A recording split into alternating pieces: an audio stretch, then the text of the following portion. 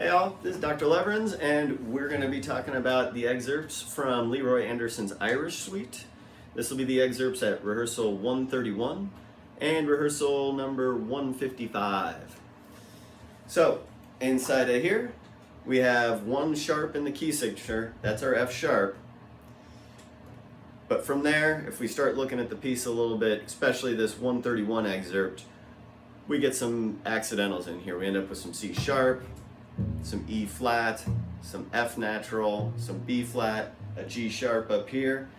So, just because we have that one sharp and I'm thinking, all right, I just need my fourth finger on the D string for an F sharp and my fourth finger for a B natural and the G, 2 on the A for C natural, 2 on the G, 2 on the E for my G natural. We are not going to get stuck in first position here, right? We're going to do a lot of half position on this first excerpt. We'll talk a little bit about that. I'm going to play through it first, give you a good idea what it sounds like.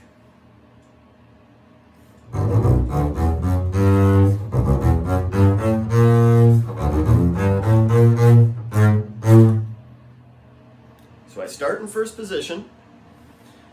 We want this, in general, we want this to sound aggressive, right? We have a lot of accents in here. Shaka dun dun dun dun dun, shaka dun dun dun dun dun, shaka dun dun dun dun dun dun dun, and it ends with those accented eighths as well. So I start in first position because that works out just fine me.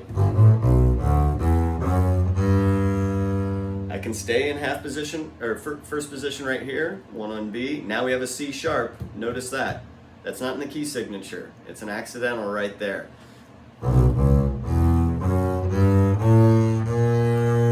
Another accidental. We have a B flat here, a 2 on the G string, right? This is the end of our first position for this excerpt. From here we'll move to half position because we have the E flat in the next one and an F natural, open G, 2 for A natural, 4 for B flat. That's why we need to be in half position for this. We need to be able to grab that E flat right here, grab a B flat here, and right after that, we get our G sharp as we cadence, right? So I start in first.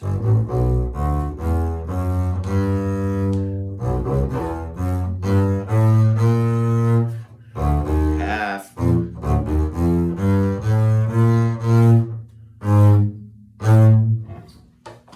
That's how we ended off right there. So the big thing is once we get to that pick up to measure 136, the D, E flat, we are in half position at this point. That's where we get to half position. Prior to that, at the start, we're first, pick up to there. When the E flat comes in, we get in half, we stay in half. There's no bow markings, but a nice way you could end this excerpt for the final 2 measures, 137, 138. Are all with down bows. They're accented eighths. It'll make it sound nice and big. We're at 136 for the quarter, so we're just a little faster than a march tempo, but it's quick enough for a quick retake. So the pick up to that 136. You can get more accent with that down bow, and we can really pull that sound out of ba, ba, ba. Make sure we have a rest in between, right? We don't want...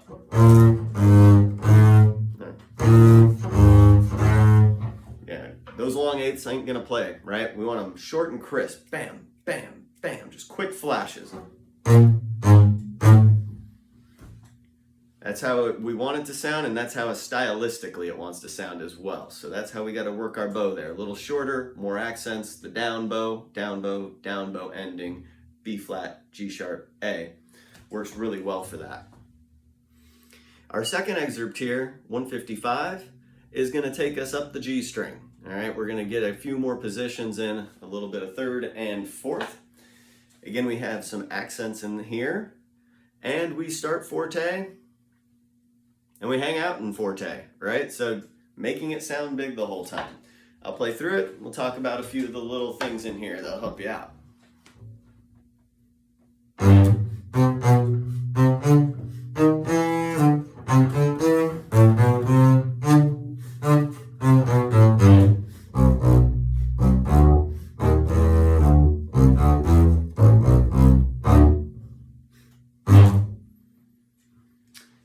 right, so inside of here, I'm starting in second position, right? Because we have an open G, and then my first stopped note with the finger is my C natural right there on the G. So I can start in second position, be ready to go. Shift to third for the C D. Shift to fourth for the D sharp, which is a 2.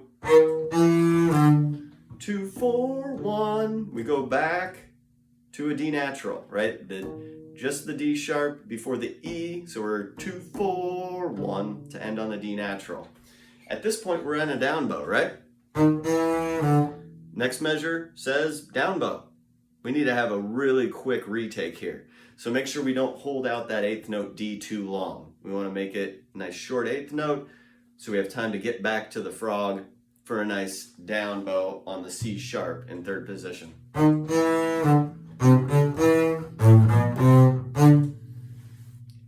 So we're in fourth. I'm in third, retake. Shift, back to fourth. Shift, back to first. A, shift, into second for B natural and C. Shift, up to the 4 for the D. And then we have an offbeat D. And then we have another up bow. So this is a retake right here. And we'll shift again from third to first. C, B, A, G. And from there, we're hanging out in first for a few measures until we get that D sharp, which is coming up in measure 166. All right. So I'll start 165. I got my open G, and I'm in first position. 2, 1, 2, 0. Go to half. This is where we'll find that D sharp. 1, 2, 0. 1, 2, 0, right? Because we're D sharp, E, open D, right? D sharp, E, D. This is the same thing we just did up here in fourth position, but we're an octave lower, right? We need to make sure we don't keep that D sharp hanging around. It happens once, we get it out of the way, we're back to D natural right there. And as we get into the end here, we're still in first position.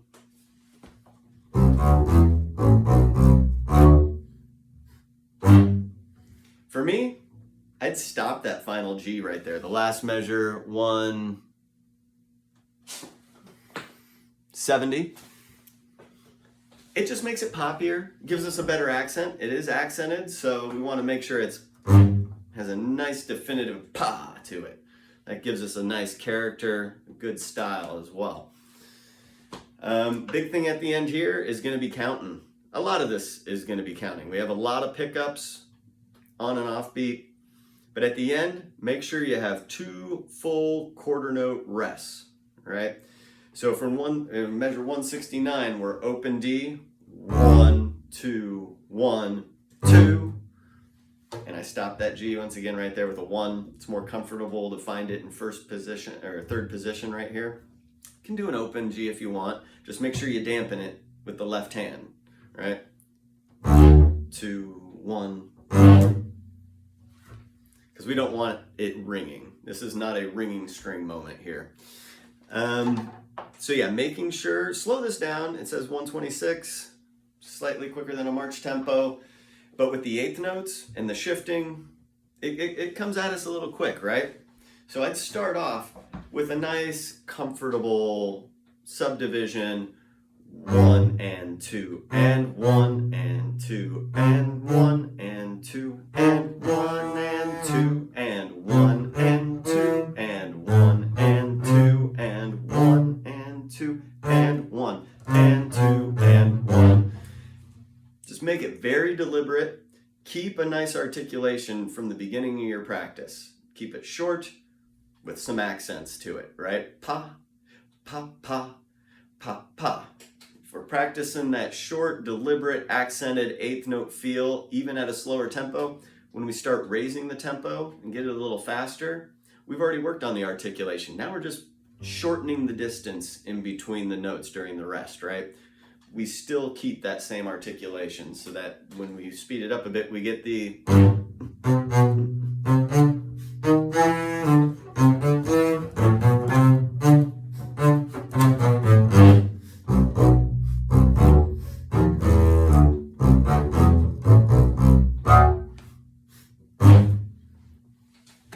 So that's kind of what we're looking for. We want to make sure we're following the accidentals, catching those D sharps in there, efficiently shifting from first, second, third, and fourth position, right? So making sure we're making those shifts in time. The last notes of phrases, these tend to be our shift moments, right? So if we hold that final eighth note too long, we're robbing ourselves of shifting time, right? All of a sudden time condenses and you have less time to get to the new position. So keeping it short allows you to move a little bit easier, right? If we hold the note too long, let's say we'll start 56, 57, pick up to 58 there. If I hold that final eighth too long, I don't have enough time for the shift. I'm already falling back in tempo. Keep the eighth notes short. The shorter you keep them, the more time you have to shift.